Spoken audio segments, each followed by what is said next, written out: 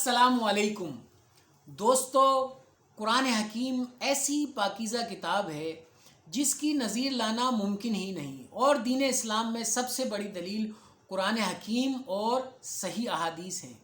دین وہی ہے جو حضور اکرم صلی اللہ علیہ وسلم نے بتایا اور سکھایا، جو آپ کا طرز عمل تھا۔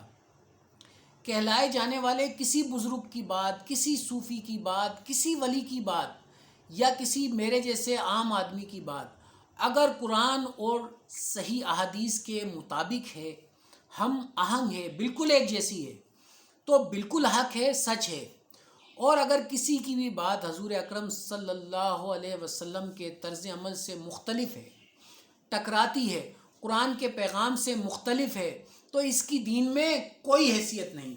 پارٹ نمبر 10 میں میں نے آپ کو سورہ نمبر 26 کی آیت نمبر 213 کا ترجمہ سنایا تھا، جو کچھ یوں تھا: تو اللہ کے سوا کسی اور معبود سے، کسی دوسرے معبود سے تم دعا مت کرنا ورنہ تم کو عذاب دیا جائے گا۔ اب میں آپ کو سورہ نمبر 72 سورہ جن کی آیت نمبر 18 سناتا ہوں۔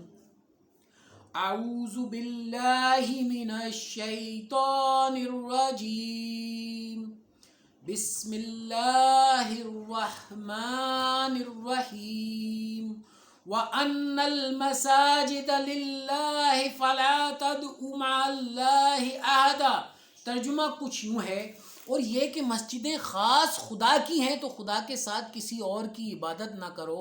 فَلَا تَدْعُوا مَعَ اللَّهِ أَحَدًا، تو خدا کے ساتھ کسی کو نہ پکارو، تو خدا کے ساتھ کسی ایک کو بھی نہ پکارو۔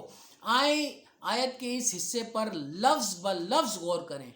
فلا، پس مت، تدعو، دعا کرو، مع اللہ، اللہ کے ساتھ، احدہ، کسی اور سے، یعنی کسی ایک سے بھی نہیں۔ پس مت دعا کرو اللہ کے ساتھ کسی اور سے۔ اس آیت کو مزید واضح کرنے کے لیے میں آپ کو دو انگلش ٹرانسلیشن سناتا ہوں۔ وَأَنَّ الْمَسَاجِدَ لِلَّهِ فَلَا تَدْعُوا مَعَ اللَّهِ أَحَدًا، and that the mosques are Allah's, therefore call not upon anyone with Allah, translated by Muhammad Habib Shakir, and the places of worship are for Allah alone, so invoke not anyone along with Allah, translated by Yusuf Ali۔ دیکھیں، دعا صرف اللہ ہی سے کی جانی چاہیے۔ اس بات کی مخالفت میں جو دلائل دیے جاتے ہیں وہ محض لوگوں کا گمان ہے، ظن ہے۔ اللہ سبحانہ و تعالیٰ کا حکم تو بالکل واضح ہے، روشن ہے۔ فَلَا تَدْعُوا مَعَ اللَّهِ أَحَدًا۔ جو میرے بھائی اس سے متضاد رائے رکھتے ہیں وہ میری بات پر غور کریں۔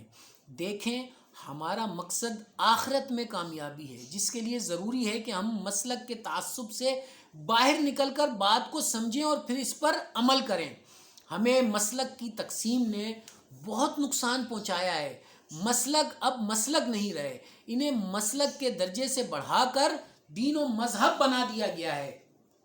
اب اس میں اختلاف رائے، تعبیر و تشریح کا اختلاف نہیں رہا، بلکہ تضاد اور مخالفت اب تصادم تک چلا گیا ہے۔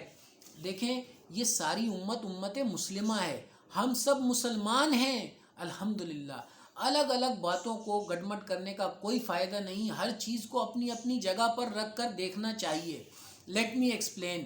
نمبر 1، ظاہری اسباب میں، نیک کاموں میں ایک دوسرے کو مدد کے لیے پکارنے اور مدد کرنے کی ہمیں ترغیب دی گئی ہے۔ نمبر 2، ایسا پکارنا جس میں کسی کے لیے دعا کی جائے ایک اچھا عمل ہے جس کی ہمیں ترغیب دی گئی ہے۔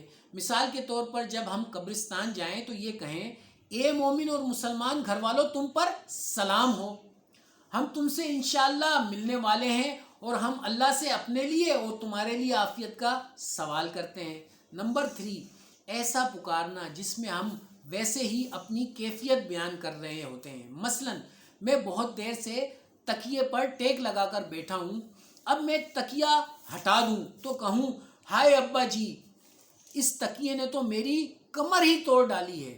میں نے ابا جی کو پکارا ہے لیکن مدد کے لیے نہیں، لہٰذا میرا ایسا کہنا شرک نہیں ہے، جبکہ میرے ابو موجود بھی نہیں ہیں، حیات بھی نہیں ہیں۔ نمبر 4، ابھی جو مثال میں نے دی ہے اس میں اگر یوں کہتا کہ اوہ میری کمر میں درد ہے، تکلیف میں ہوں، ابا جی میری کمر کا درد ٹھیک کر دیں، اب میں نے اپنے ابو کو، جبکہ میرے ابو موجود نہیں ہے، حیات نہیں ہے، مدد کے لیے پکار لیا ہے، یہی شرک ہے۔ پورے قرآن میں آپ کو اس طرح پکارنے کی، اس طرح دعا کرنے کی کہیں پر بھی اجازت نہیں ملے گی۔ اس کے برعکس قرآن حکیم بار بار اس طرح دعا کرنے سے منع کرتا ہے۔ فَلَا تَدْعُوا مَعَ اللَّهِ أَحَدًا، پس مت دعا کرو اللہ کے ساتھ کسی اور سے۔ دیکھیں یہاں کوئی ارواح روح موجود ہے یا نہیں، کس کس کو اللہ نے اختیار دیا ہے اور کس کو نہیں، یہ ایک علمی مسئلہ ہے، مجھے اس میں کوئی بحث نہیں، کیونکہ مجھے میرے رب کا حکم ہے کہ میں غیب میں مدد کے لیے صرف اسی کو پکاروں۔ اس بات کو یوں سمجھے، فرشتے تو یقیناً موجود ہیں، اس کا ذکر سورہ نمبر 82 کی آیت نمبر 11 میں موجود ہے، کرامن کاتبین، عالی قدر تمہاری باتوں کو لکھنے والے۔ اس بات میں تو کوئی اختلاف نہیں ہے کہ فرشتے موجود ہیں۔ کیا میں انہیں مدد کے لیے پکار سکتا ہوں کہ بھائی ذرا میرا یہ کام کر دینا؟ یقیناً میں نہیں پکار سکتا، یقیناً میں ایسا نہیں کر سکتا، یہی تو شرک ہے۔ مجھے تو بس اپنے رب کا حکم پورا کرنا ہے، اس پر عمل کرنا ہے۔ مجھے میرے رب کی اجازت ہی نہیں کہ میں اس کے علاوہ غیب میں کسی دوسرے کو پکاروں۔ میں مدد مانگوں گا، اللہ سے دعا کروں گا، اللہ سے استغاثہ کروں گا، اللہ سے تکلیف کو دور کرنے کے لیے عاجزی اور انکساری سے دعائی دوں گا اللہ کو۔ اب اللہ سبحانہ و تعالیٰ جس سے چاہیں میرا کام بنوا دیں، کسی روح سے، کسی فرشتے سے، کوئی بھی سبب میرے لیے پیدا کر دیں۔ ہاں ظاہری اسباب میں کسی سے بھی مدد مانگ سکتا ہوں۔ اگر کبھی بیمار ہوا تو ڈاکٹر کے پاس جاؤں گا، جو میرے لیے ممکن ہو میں کوشش کروں گا۔ تمام جائز اسباب اختیار کرنے کے بعد بھی اور پہلے بھی غیب میں دعا کروں گا صرف اللہ سے۔ جو اصل میں شرک سے متعلق مسئلہ ہے وہ بہت سیدھا اور سادہ ہے، اور وہ یہ ہے کہ اللہ کے علاوہ کسی دوسرے کو غیب میں پکارنے کی، کسی دوسرے سے دعا کرنے کی اجازت ہی نہیں۔ مجھے معلوم ہے آج آپ کا بہت زیادہ ٹائم لے لیا ہے، انشاءاللہ اگلی ویڈیو میں صرف سورہ نمبر، آیت نمبر اور اس کا اردو ترجمہ بیان کروں گا۔ ان ولی اللہ، میرا مددگار تو اللہ ہی ہے۔ اللہ حافظ۔